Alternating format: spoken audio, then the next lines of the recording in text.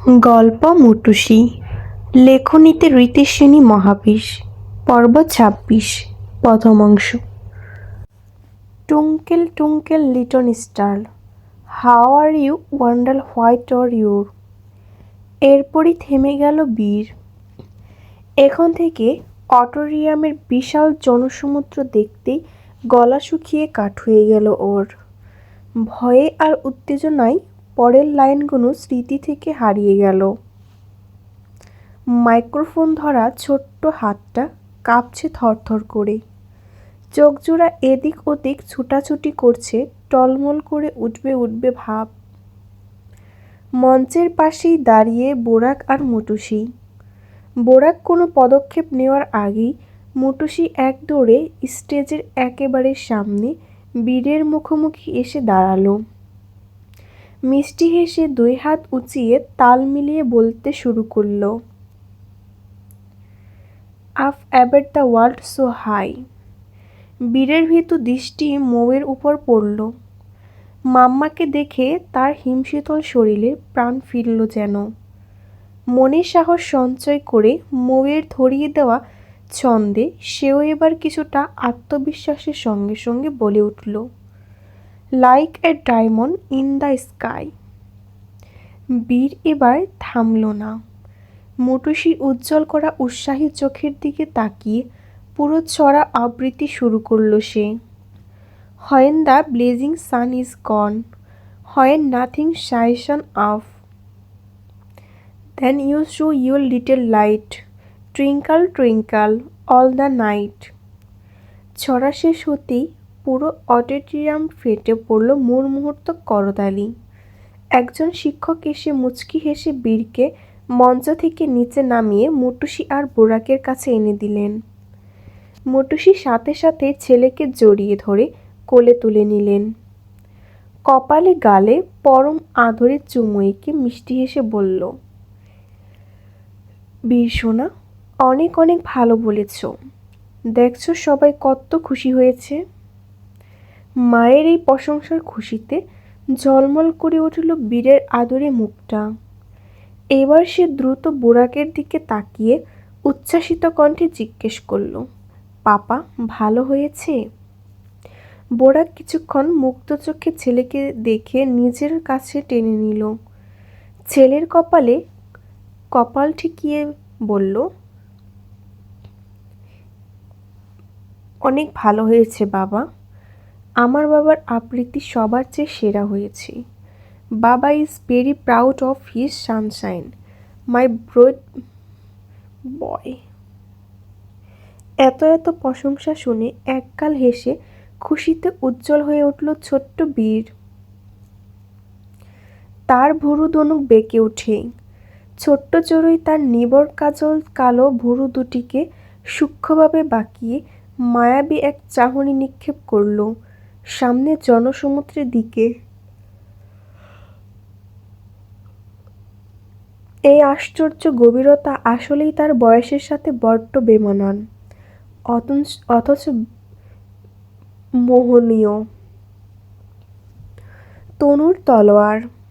এক টুকরো বেগুনি শাড়িতে আবৃত ছোট্ট শরীরটা বাতাসের মতো হেলিয়ে দুলিয়ে ঘুরে দাঁড়ালো, যেন খুব দক্ষ কোনো এক নর্তকী নৃত্যশিল্পী তার তলোয়ারের ধারালো দৃপ্ত ছড়িয়ে দিচ্ছে চারদিকে। সে যেতে যেতে পথের ছায়ায় পাথরকুচি হাড়, আলতারাঙ্গা চরণ ফেলে মঞ্চের এক প্রান্ত থেকে অন্য প্রান্তে হেঁটে যাচ্ছে চড়ুই।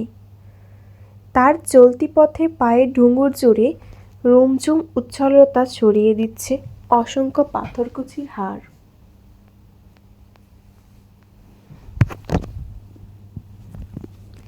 নাচের সময় পুতুলের মতোই মুখটা অতিব্যক্তি বৈচিত্র্যময়।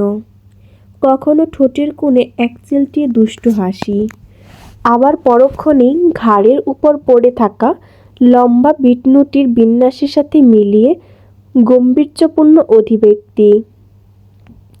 তাল মুদ্রা কোনোখানে গড়মিল নেই, প্রত্যেকটাই খাপে খাপে। পুরো অডিটোরিয়াম নিস্তব্ধ।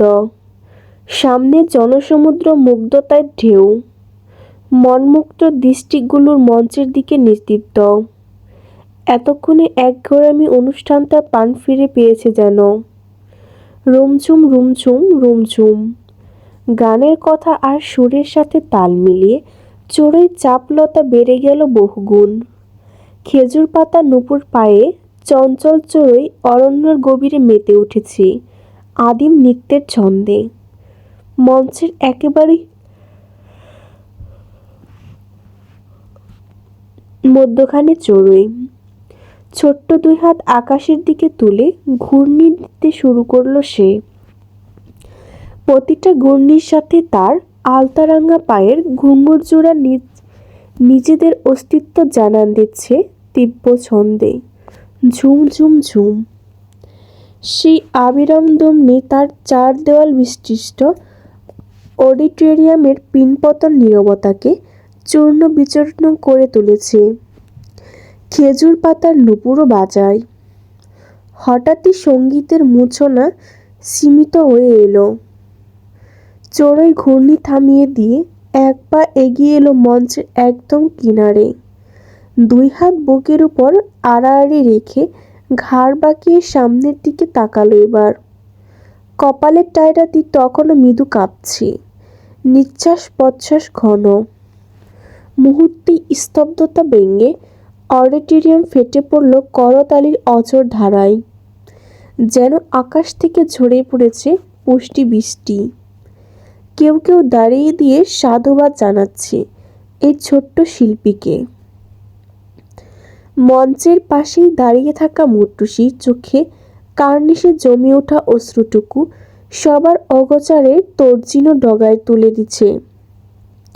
বোরাকের স্থির দৃষ্টি তখনও মঞ্চের সেই ছোট্ট মানুষটার উপর নিস্তব্ধ।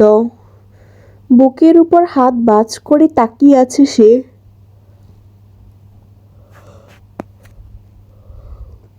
ঠোঁট দুটোর মাঝে সূক্ষ্ম আজকের দিনটাই তার জন্য আশ্চর্য সূচক। একের পর এক ঝাটকায় খাচ্ছে মস্তিষ্ক। তার ছোট্ট মেয়েটার মাঝে এত প্রতিভা। চড়ুই ক্লাস টিচার এগিয়ে এসে হাসি মুখে ওর হাত ধরে মঞ্চ থেকে নেমে এলেন। হাঁটতে হাঁটতে বললেন, অনেক সুন্দর নেচেছ চড়ুই।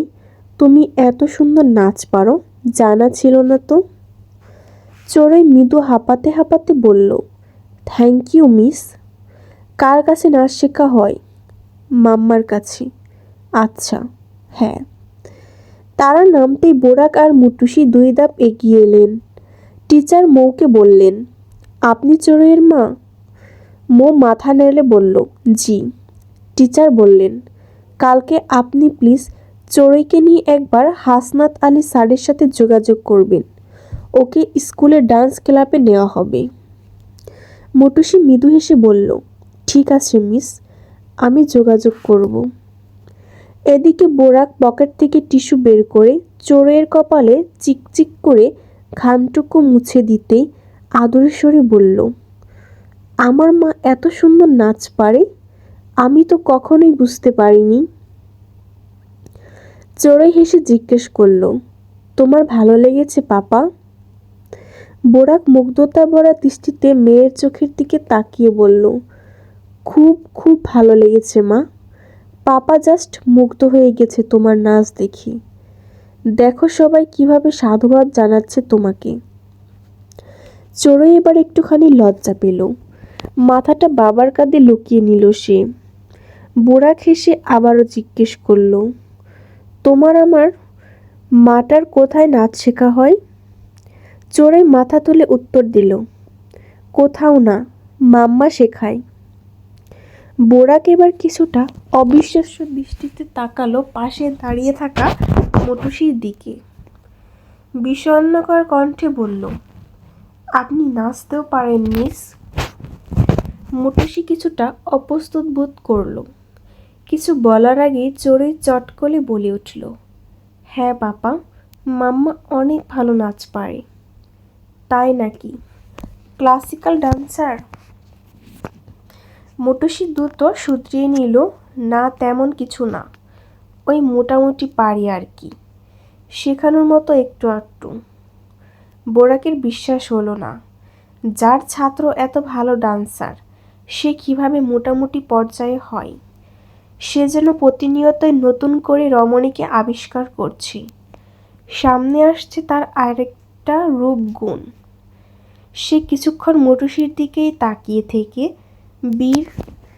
ধীর কণ্ঠে বিড়বিড় করল, গুণবতী আর কত গুণ যে জানার বাকি বোরাক, দেখিস। তাকে আবিষ্কার করতে করতেই ৮০ খাতায় নাম না উঠে যায়। কিছু বললেন? মটুসি শুনতে না পেরে প্রশ্ন করল। আপনার এই সুপ্ত প্রতিভার পরিচয় পেয়ে ভালো লাগলো ম্যাডাম। আর নিয়তি যদি কোনোদিন সুযোগ দেয়, তবে সেদিন আপনার মোটামুটি একটা নৃত্য দেখাও নেব না হয়। বোরাককে তাদের নির্ধারিত জায়গায় ফিরে আসতেই বীর চরম উচ্ছ্বাসিত কণ্ঠে বলে উঠল, চড়ুই পাখি, অনেক সুন্দর হয়েছে তোমার নাচ। আমি খুব মজা করে দেখেছি। চড়ুই পাশে বসে একগাল হেসে বলল, থ্যাংক ইউ বীরবন্ধু। সাফওয়ান ওর গাল টেনে প্রশংসায় পঞ্চমুখ হয়ে গেল। আমাদের নাচনিওয়ালি বুড়ি তো একদম ফাটিয়ে দিয়েছে। চড়ুই ঠোঁট উল্টিয়ে বলল, নাচনিওয়ালি বুড়ি? হ্যাঁ, নাচে পটু নাচনিওয়ালি বুড়ি।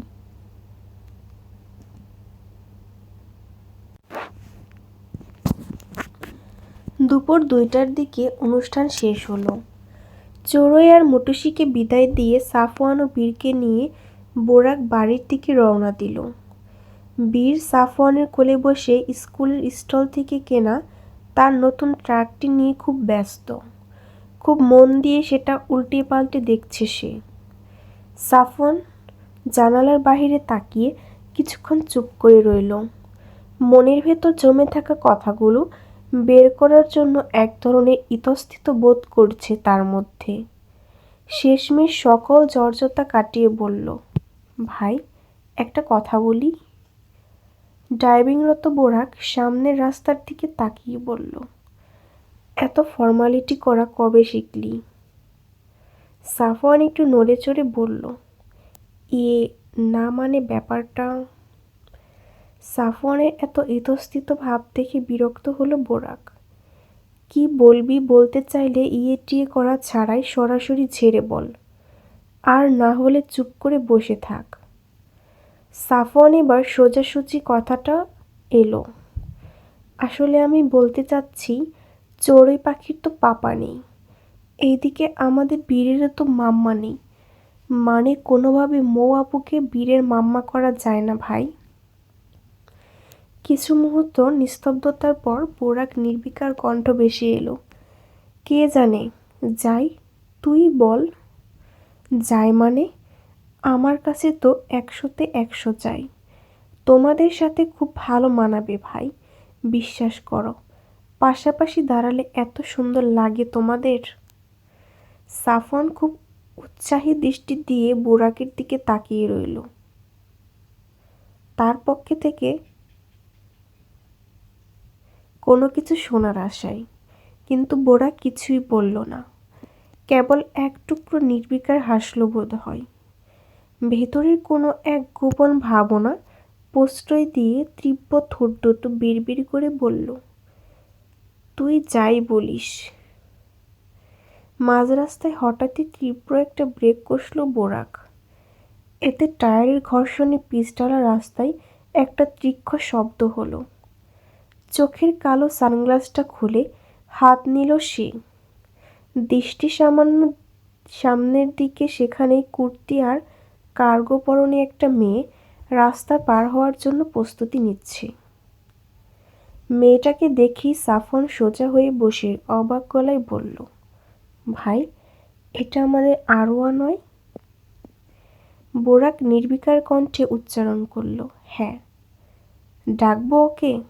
না। শীতল কণ্ঠে বোরাকের। এতক্ষণ গাড়ির খেলনায় গাড়িতে নিবিষ্ট থাকা বীর এবার মাথা তুলে সামনের দিকে তাকালো।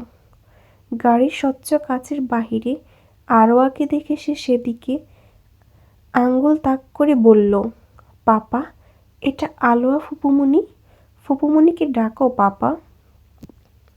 বোরাক ছেলেকে বোঝাতে বলল, না বাবা, ফুপুমণির ভার্সিটি আছে, সে এখন বাসায় যাবে না। কিছুক্ষণ পর রাস্তায় গাড়ি যাতায়াত কমে আসলে আরোয়া এবার দ্রুত পায়ে রাস্তা পার হয়ে ওপারে চলে গেল। সেখানে আগে থেকে একটা ছেলে পকেটে হাত গুজে দাঁড়িয়েছিল। আরোয়াকে দেখেই মুখে হাসি ফুটে উঠল তার। আরোয়াও প্রাণ খুলে হেসে ছেলেটির হাত ধরে অন্য একটা রাস্তায় মিলিয়ে গেল। বোরাকের স্ত্রীর দৃষ্টি সেই দৃশ্যর দিকে কিছুক্ষণ চেয়ে রইল।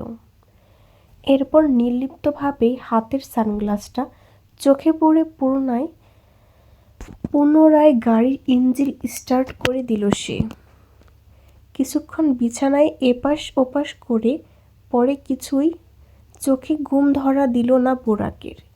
চোখ বন্ধ করলে একটা অপ্রীতিক সুন্দর মুখ ভেসে উঠছে সামনে। সেই মুখ দিয়ে আবার অদম্য টানাটানি শুরু করে দিয়েছে তার শৈশবটি সত্তা। বাঁ হাতের আঙ্গুলগুলো খুব করে নিষ্পিস করছে তার কাঙ্ক্ষিত জিনিসটি ধরার অপেক্ষায়। অগাত্যা সেই মাঝরাতেই বিছানা ছাড়ল বোরাক। টাইটানারের বীর বিভোর ঘুমে মগ্ন। ছেলের গায়ে পাতলা কমফোর্টারটা আরেকটু ভালোভাবে টেনে দিয়ে ফোনটা ট্রাউজারের পকেটে ঢুকিয়ে দিল। এরপর ড্রয়ার থেকে একটা চাবি বের করে সোজা হয়ে চলে গেল 3 তলায়। দাঁড়ালো একটা ঘরের বন্ধ দরজার সামনে। দক্ষ হাতের চাবি ঘুরিয়ে লকেটটা খুলল বোরাক। ঘরের ভেতর পা রাখতেই অদ্ভুত ফ্যাকাশে গন্ধ এসে ধাক্কা দিল তার নাকে। মাসখানেক হবে এ ঘরে কারোর পা পড়েনি। কারোর বলতে বোরাক ব্যতীত অন্য কারোর আসা এখানে কঠোরভাবেই নিষিদ্ধ। অথচ দৈনন্দিন ব্যস্ততায় যাতাকালে পড়ে গত বেশ কয়েকদিন তার নিজের আশাও হয়ে ওঠেনি। অন্ধকার মুড়িয়ে বোরাক পরিচিত ছন্দে গটগট পায়ে এগিয়ে গেল সুইচ বোর্ডের কাছে। কাঙ্ক্ষিত সুইচটা চাপ দিতে নিয়ে আলোয় বিশাল আকারে আধুনিক ঘরটি মুহূর্তের মধ্যেই ছকছক করে উঠল। গল্প মুটুসি, লেখনীতে রিতেশিনী মহাবিশ, পর্ব 26। বনলতার ফাঁক চুয়ে এক ফালি সূর্যের আলো এসে পড়েছে নীলমণিলতার কুঞ্জতলে। সেইখানে এক আকাশ সমান মায়াবী সৌন্দর্য নীরবে আশ্রয় নিয়েছে রমণীর অবয়নে। মাথাবতী নীলমণিলতায় অসহ্য ফুল আর উদ্যবদন জুড়ে চুমু খেয়ে লেপটে রেখেছে।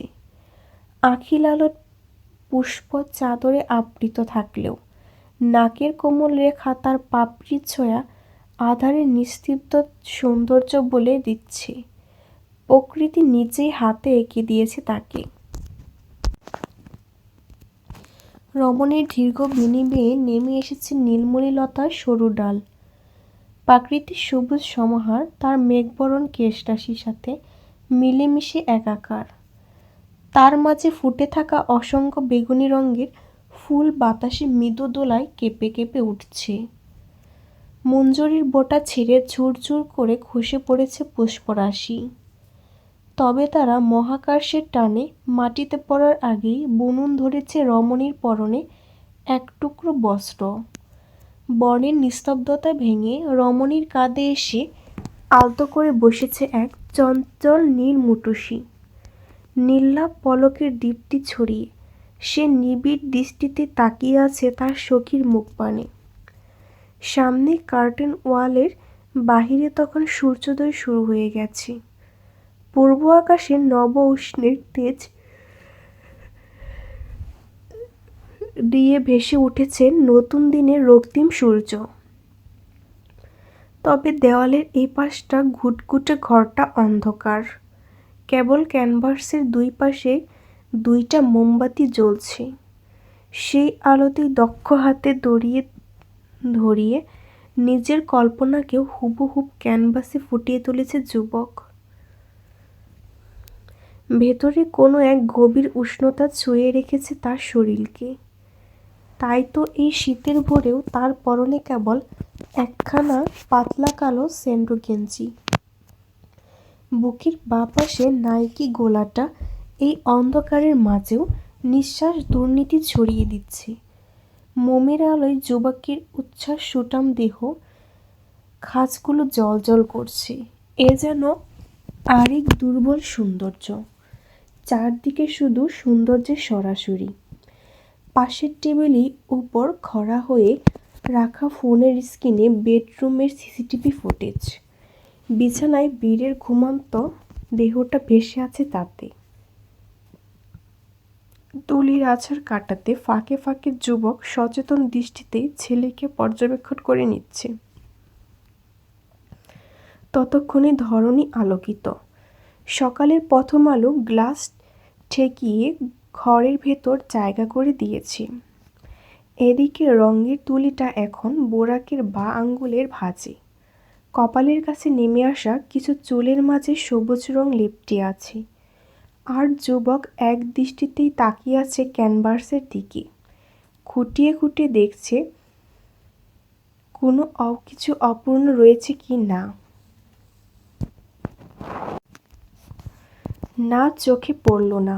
যদিও বা কোনো অপূর্ণতা রয়ে যায়, রমণী সৌন্দর্যের কাছে তার লক্ষ্যচর হওয়ার সম্ভাবনা নেই। তৃপ্তির তীক্ষ্ণ হাসি ফুটে উঠল যুবকের বাদামি ঠোঁটের কোণে। মন ঠিক যেমন বর্ণনা দিয়েছিল, সংবেদনশীল দক্ষ হাত তা অক্ষরে অক্ষরে ফুটিয়ে তুলেছে সাদা ক্যানভাসে। তাকে এমন বিমোহিত হতে দেখে তার পুরাণ এক সত্তা উপহাস করে বলে উঠল, কি সংকল্প করেছিলিস না, দ্বিতীয়বার কোনো নারীর ব্যবহারিক সৌন্দর্যের প্রেমে পড়বি না? নাদান তুই বোরাক। সৃষ্টিকর্তা পৃথিবীতে সৌন্দর্যের অস্তিত্ব দিয়েছেন প্রেমে পড়বার জন্যই। বোরাক নিঃশব্দে মাথা নুড়িয়ে হার মেনে নিল। ঠোঁটের কোণে অতিমাত্রায় সূক্ষ্ম লাজুক হাসিটা তার সাক্ষী। তার লাজ দেখে পুরাণ সত্যটি ঘর কাঁপিয়ে হেসে উঠল। পরক্ষণে গম্ভীর হয়ে বলল, এখন তুই বারবার বহুবার সেই সৌন্দর্যেরই প্রেমে পড়ে নিজেকে কোরবানি করতে বিন্দু পরিমাণও দ্বিধা করবি না। আহারাম বোরাক শিকদার, বলে দিলাম তোকে, প্রয়োজনে কথাটা লিখে রাখবি। দুপুরের খাবার সেরে বাটিগুলো গুছিয়ে রেখে গোডাউন থেকে বের হয়ে এলো মৌ আর রিমু। আজ এক কাস্টমারকে সময় দিতে গিয়ে খাবার শেষ করতে করতে প্রায় 3টা বেজে গেছে। পানির বোতলটা হাতে নিয়ে সবেমাত্র চেয়ারে বসেছে মুটুসি, অমনি আর তার হাতে থাকা ফোনটা বেজে উঠল। অগাত্যা পানি খাওয়ার অবস্থায় স্থগিত রেখে সেই স্ক্রিনটা চোখের সামনে ধরল। আলিফের কল। রিসিভ করে কানে নিয়ে বলল, হ্যাঁ বল, কেমন আছিস? ওপাশ থেকে আলিফ যেন মুটুসির কথা শুনতেই পেল না, বরং নিজেই বেশ ব্যস্ত কণ্ঠে বলে উঠল, হ্যালো মৌ, রেজাল্ট দেখছস? মুটুসি অবাক হয়ে জিজ্ঞেস করল, কিসের রেজাল্ট? কিসের মানে? আজকে নিবন্ধনের রেজাল্ট দিয়েছে। ইতিমধ্যেই অনেকে দেখা শেষ, আর তুই এখনো জানোসই না? কথাটা শোনা মাত্রই মৌয়ের হৃদয়স্পন্দন দ্রুত থেকে দ্রুততর হয়ে উঠল। পানির বোতল ধরা হাতটা মৃদু কাঁপতে শুরু করলো। ওর এমন আচমকা ভাবনান্তর দেখে রিমুও ঘাড় ঘুরিয়ে তাকালো। মৌ শুকনা ঢোক গিলে জিজ্ঞেস করল, তোরটা দেখছিস? না, আমি ওয়েবসাইট ঢুকতে পারছি না। আচ্ছা থাক, পরে কথা হচ্ছে। বেশি টেনশন করিস না, হয়ে যাবে তোর, আমি নিশ্চিত। বলি আলিফ লাইন কেটে দিল। রিমু চিন্তিত মুখে জিজ্ঞেস করল, কি হয়েছে মৌ? নিবন্ধনের রেজাল্ট দিয়েছে বলেই মৌ শোরুমের নিরিবিলি কোণটায় চলে গেল। উত্তেজনায় ওর হাত পাটা কাঁপছে। স্থির হয়ে দাঁড়ানোর দায়। এসএসসি পরীক্ষার রেজাল্ট দেওয়ার সময় যে অস্বস্তিকর অনুভূতি হতো, ঠিক তেমনই অনুভব করছে সে। ওয়েবসাইটে ঢোকার সাহস পাচ্ছে না কিছুতেই। যদি না হয়, এতদিন যে আশা নিয়ে সে বেঁচে ছিল তা কি ফুরিয়ে যাবে? যদিও মনে তার 90 ভাগই ইতিবাচক আত্মবিশ্বাস আছে নিজের উপর। ভাইবা তো বেশ ভালোই দিয়েছে, তবু আশঙ্কা যেন পিছু ছাড়ছে না। প্রায় 5 মিনিট হওয়ার পর বুকে কিছুটা সাহস সঞ্চয় করে শেষমেশ ওয়েবসাইটে ঢুকল মৌ। প্রথমবার ঢোকা গেল না, সার্ভারে চাপ থাকায় লোড নিতে পারছে না। দ্বিতীয়বারের মতো চেষ্টা হলো, সফল হলো। রোল আর রেজিস্ট্রেশন নাম্বার ইনপুট দিল। শোরুমে কাস্টমার এসেছে। ম্যানেজার খোলের উচ্চস্বরে ডাক পড়তেই রিমু বিরক্তিকর চেপে রাখতে পারল না। সারাদিন শেষে সবেমাত্র একটু বসেছিল, কিন্তু কাস্টমারের আগমনে সেই সুযোগটুকুও নেই। রাগে নিজের মনের দাঁতে দাঁত চেপে চেয়ার ছেড়ে প্রচণ্ড বিরক্ত মুখে কাস্টমারের দিকে এগিয়ে গেল সে। ঠিক তখনই মুটুসি এক প্রকার দৌড়িয়ে রিমুর পাশ কাটিয়ে বাহিরের দিকে পা বাড়ালো। চোখে মুখে কেবল একটা অস্থিরতা। পেছন থেকে রিমু চিৎকার করে ডাকল, মৌ, কি হলো? রেজাল্ট পেলে? কিন্তু মুটুসি থামল না। ম্যানেজার খলিল মিয়ার ক্যাশ কাউন্টারে বসে পুরো ব্যাপারটা দেখছিল। মৌকে এভাবে ছুটে বেরিয়ে যেতে দেখে তিনি গর্জে উঠলেন, এই মৌ, কাস্টমার এসেছে, দেখছো না? কোথায় যাচ্ছ তুমি? ম্যানেজারের কথা কানে নেওয়ার প্রয়োজনীয়তা মৌয়ের নেই। সে ম্যানেজারকে তোয়াক্কা না করেই এক দৌড়ে শোরুম থেকে বেরিয়ে অদৃশ্য হয়ে গেল। ম্যানেজার রাগে গজগজ করতে করতে রিমোর দিকে তাকিয়ে বলল, কাস্টমার দেখলেই এক একজনের নাটক শুরু হয়ে যায়। এদের নিয়ে যে কি ব্যবসা চলে! ম্যানেজারের কথার কোনো উত্তর না দিল রিমু। সে মৌয়ের চলে যাওয়ার পথে কিছুক্ষণ তাকিয়ে থেকে ফের মন দিল কাস্টমারের দিকে। ব্যক্তিগত বিলাসবহুল ক্যাবিনের ডেস্কে বসে একের পর এক মোটা মোটা ফাইলের চোখ বুলিয়ে সেগুলোতে সাইন করছে বোরাক শিকদার। একটানা 1 ঘন্টা কাজ শেষ করে অবশেষে সব ফাইল গুছিয়ে সে চেয়ারে ফিট এলিয়ে দিলে বসল। 2 হাত উপরে তুলে শরীরটা টান টান করে আড়মোচা ভাঙল সে। হাত বুড়িয়ে ডেস্কের বেল্ট চাপ দেওয়ার 1 মিনিটের মাথায় অল্প বয়সী একটা ছেলে প্রায় দৌড়িয়ে এলো। কর্নিশ করে বলল, স্যার। বোরাক ফাইলগুলো ইশারা করে বলল, এগুলো হাকিম সাহেবের ডেস্কে দিয়ে এসো। ছেলেটি ফাইলগুলো তুলে নিয়ে যেতে যেতে ধরল। বোরাক বলল, রিয়াদ, ফাইলগুলো পৌঁছে দিয়ে আমার জন্য 1 মগ কড়া করে কফি এনো তো। ছেলেটি অল্প দাঁড়িয়ে ঘাড় ঘুরিয়ে সম্মতি দিল, ঠিক আছে স্যার। ছেলেটি চলে গেলে বোরাক এবার চেয়ার ছেড়ে উঠে কেবিনের সাথে লাগোয়া বারান্দাটি এসে দাঁড়ালো। 7 তলার এই উচ্চতা থেকে শহরের অনেকটা অংশই চোখে পড়ে। পকেটে 2 হাতে গুজে দাঁড়িয়ে কিছুক্ষণ সামনের দিকে তাকিয়ে রইল সে। এবার হঠাৎ নিচের ফুটপাতের দিকে চোখ গেল, কিঞ্চিত ভুরু কেঁপে উঠল। আরেকটু এগিয়ে গিয়ে রেলিং ঘেঁষে দাঁড়ালো বোরাক। খুব ভালো করে লক্ষ্য করল, না, ভুল হওয়ার মাত্র 1%। সে দ্রুত পকেট থেকে ফোনটা বের করে কল লিস্টে থেকে মুটুসির নম্বরে ডায়াল করল। রিং হচ্ছে, কিন্তু ওপাশ থেকে কোনো সাড়া নেই।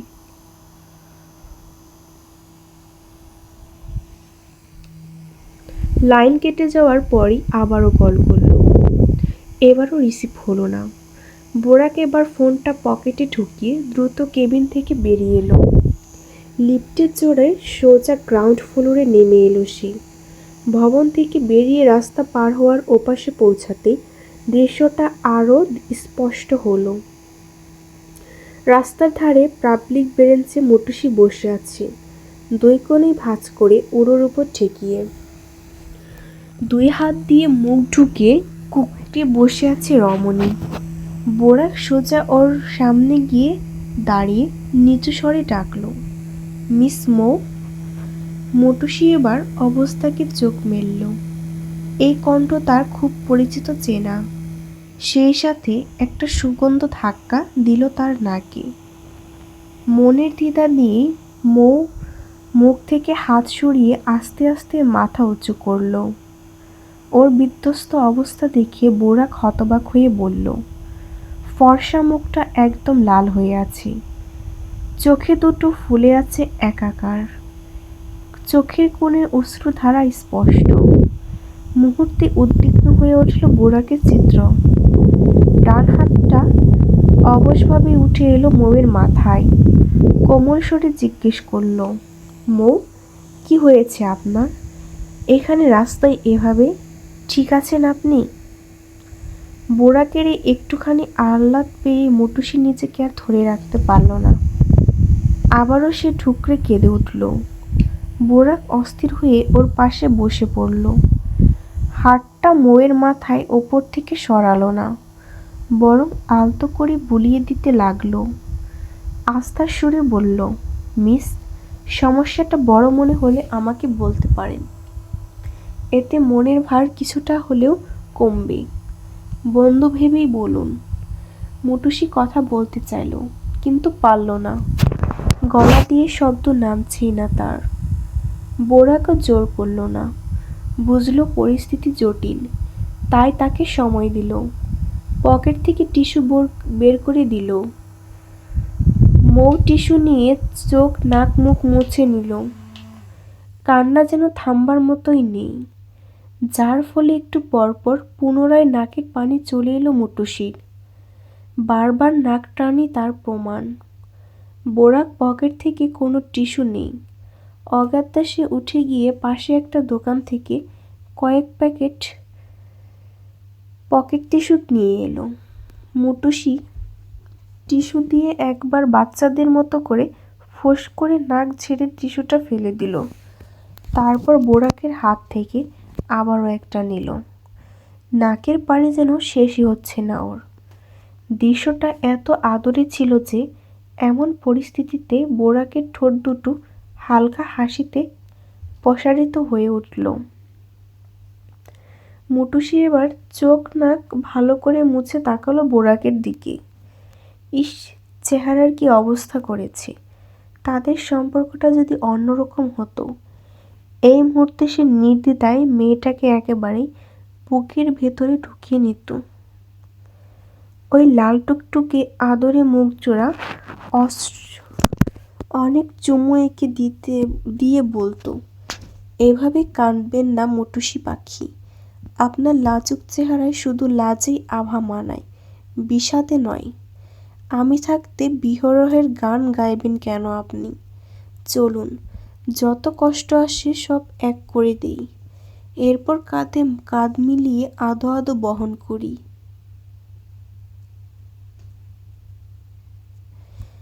বোরাকের ভাবনার ছেদ ঘটে মটুসির কথায়। ডাগর গলায় বলল সে, মনে আছে, আপনাকে একদিন বলেছিলাম এবারের কলেজ শিক্ষক নিবন্ধনের ক্যান্ডিডেট আমি। হ্যাঁ, কেন থাকবে না? মটুসি নাক টেনে বলল, আজকে ভাইবার রেজাল্ট বেরিয়েছে। আমার স্বপ্ন শেষ, আমার পরিশ্রম বৃথা। আবারও কয়েক ফোঁটা অশ্রু ঝরিয়ে পড়ল ওর চোখ দিয়ে। বোরাক যেন এবার বুঝল ওর পুরো ব্যাপারটা, সাথে মন বুঝি একটু স্বস্তিও পেল ওর। বলল, এটা আপনার কত নম্বর নিবন্ধন ছিল? ফার্স্ট। বোরাক আশ্বস্ত করে মৃদু হেসে কোমল স্বরে বলল, এইটুকুতেই এভাবে ভেঙে পড়লে হবে? প্রথমবারে তো মানুষ পিলিসি পায় না, পাশ করতে পারে না। সে আপনি ভাইবা বোর্ডেও পৌঁছাতে পেরেছেন।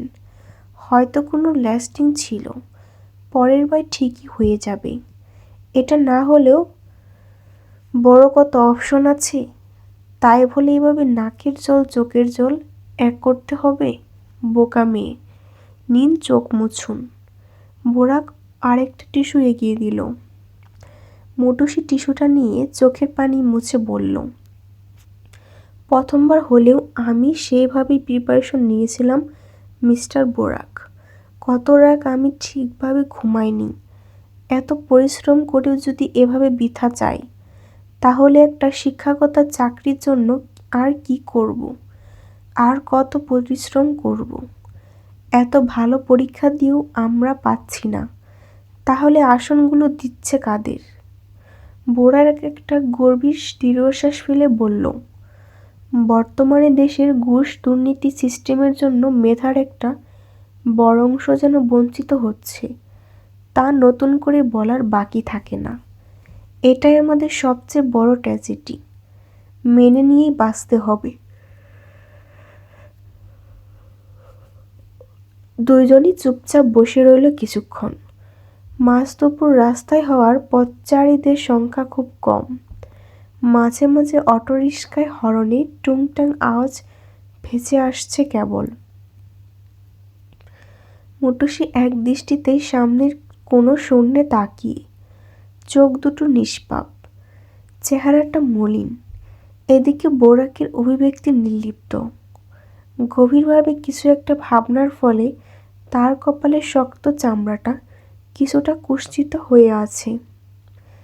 এক পর্যায়ে নিস্তব্ধতা ভেঙে বোরাক বলল, আচ্ছা, প্রাইভেট সেক্টরে জব কেমন লাগে আপনার?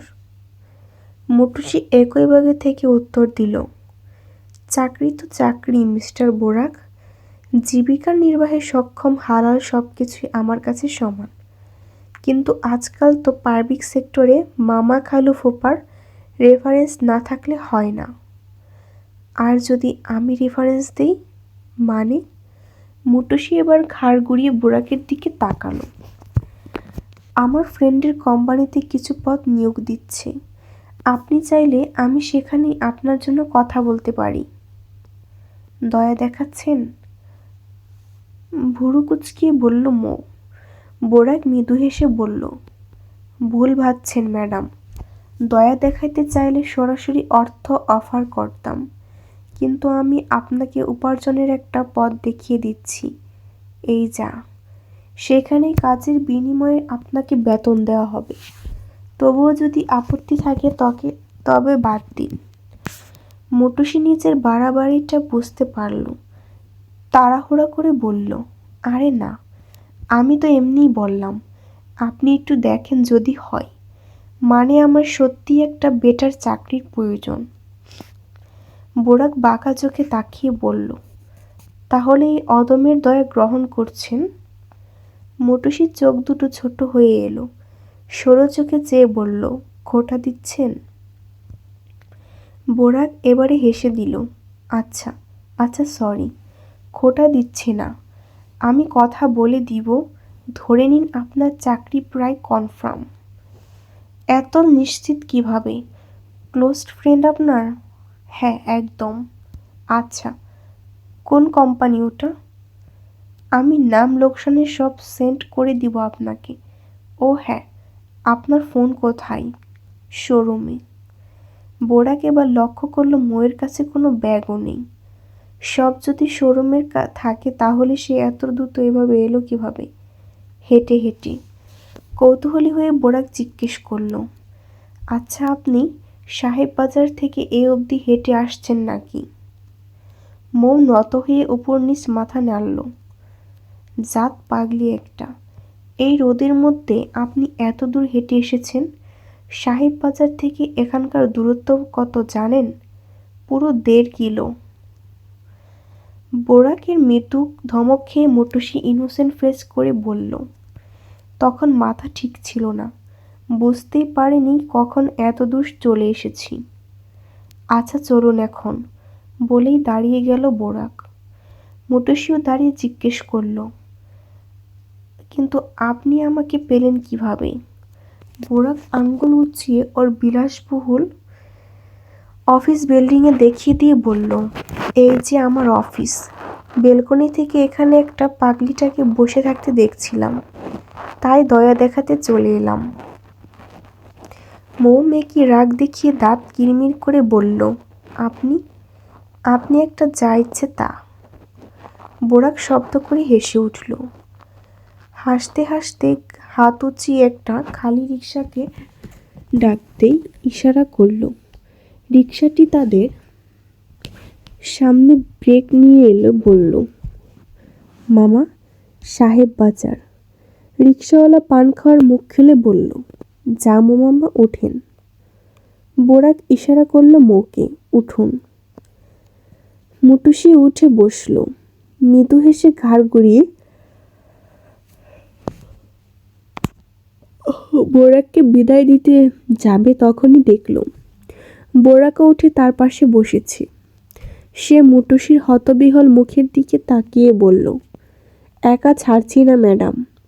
আবারও যদি মন ভুলে কোথাও চলে যান, তারপর বললে মামা চলুন।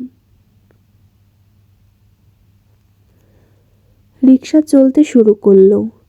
এদিকে মুটুসি এতক্ষণে সব দুঃখ কষ্ট বিষাদ বেদনার সব হাওয়া সব জায়গায় ভর করেছে অন্য কিছু। নাম জানা না বিশেষ। এই প্রথম মানুষটার এত কাছাকাছি সে। মাতাল করা গ্রানটা খুব কাছ থেকেই নাকে সুরসুরি দিচ্ছে। ওর তনু বাহুর সাথে লোকটার বলিষ্ঠ বাহু স্পষ্ট হওয়ার জোগাড়। মুটুসি আরও খানিকটা ধারের দিকে চেপে বসল।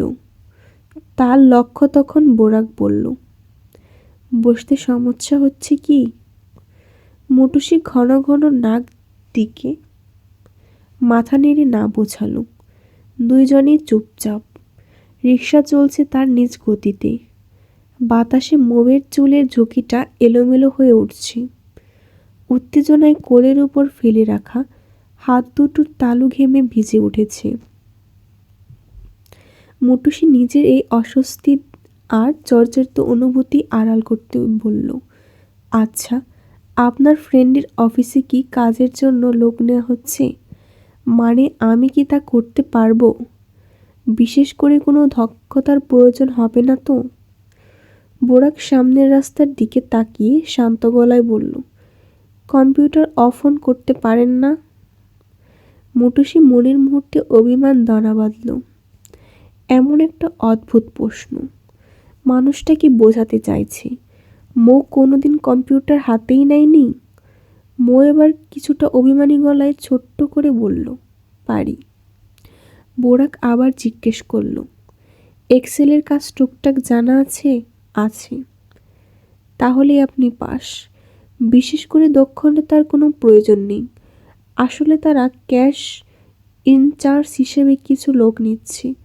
আশা করি আপনি অনায়াসেই মানিয়ে নিতে পারবেন।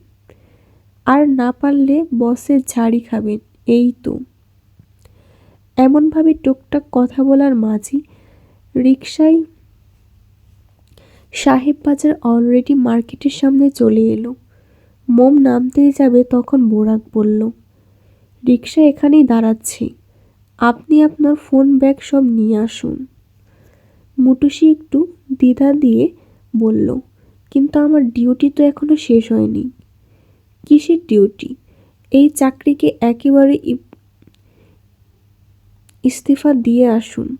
কাল থেকে নতুন চাকরিতে জয়েন করছেন আপনি। মৌ শোরুমে ঢুকতেই রিমু প্রশ্নের ঝুড়ি নিয়ে এগিয়ে এলো। মৌ, তখন এভাবে কোথায় গিয়েছিলে? তোমার চোখে মুখে এমন লাল হয়ে আছে কেন? মুটুসি রুমুর বাহুতে হাত রেখে আশ্বস্ত করে বলল, তেমন কিছু না রুমু, চিন্তা করো না। বলল যে তোমার রেজাল্ট দিয়েছে, ওটার কি হলো? চাকরিটা হয়নি, মানে ভাইভায় পাশ করতে পারিনি। রুমুর মুখটা এবার কিছুটা ফ্যাকাশে হয়ে উঠল। মৌয়ের হাত ধরে সান্ত্বনার সুরে বলল, আচ্ছা, মন খারাপ করো না, পরের বার হয়ে যাবে। অথবা তার আগেই অন্য ভালো চাকরিও পেয়ে যেতে পারো। মৌ মুচকি হেসে বলল, তোমার সাথে অনেক কথা আছে রুমু, রাতে ফোন দেব। এখন হাতে সময় নিয়ে যেতে হবে। দ্রুত পায়ে গোডাউন থেকে ফোন নিয়ে ব্যাগ নিয়ে বেরিয়ে আসতে আসতে ক্যাশ কাউন্টারের সামনে ম্যানেজার খলিল মিয়ার মুখোমুখি হলো মটুসি। মৌকে দেখে কপাট রাগ দেখিয়ে কর্ষণ কণ্ঠে বলে উঠলেন তিনি, এই মেয়ে ছেলে, কাস্টমার রেখে কোথায় উধাও হয়ে গিয়েছিলে তুমি? মটুসি হাতের ব্যাগটা উঁচিয়ে ধরে বলল, এখনও যাচ্ছি খলিল ভাই, এটা নিতে এসেছিলাম। মধ্যবয়স্ক ভদ্রলোক আরও চেয়ে উঠলেন, যাচ্ছ মানে? মগের মুল্লুক, এই মাসের কয়দিন ছুটি কাটিয়েছ সেই হিসাব আছে? হিসাব রাখার সময় নেই খলিল ভাই, অনেক ব্যস্ত মানুষ আমি। বলেই ব্যাগটা কাঁধে ঝুলিয়ে হেলে দুলে বাহিরের দিকে হাঁটা দিল মটুসি। পেছন থেকে খলিল মিয়া রাগান্বিত স্বরে ভেসে এলো, বেহায়া মেয়ে ছেলে, তোমার চাকরি খাবো আমি। মটুসি ততক্ষণে শোরুমের দরজার প্রায় বাহিরে, কিন্তু খলিল মিয়ার চিৎকার শুনে সে দরজার ফাঁক দিয়ে মাথাটা একবার ঢুকিয়ে দিল। দাঁত বের করে হেসে চেঁচিয়ে বলল, কালকে আপনাকে 1 প্যাকেট মিষ্টি কিনে দিয়ে যাব খলিল ভাই, আমার চাকরির সাথে মিশিয়ে খাবেন। হেব্বি টেস্টি কম্বিনেশন। চলবে। গল্পটি ভালো লাগলে অবশ্যই আমার চ্যানেলটি লাইক এবং সাবস্ক্রাইব করে দিয়ে পাশেই থাকবেন।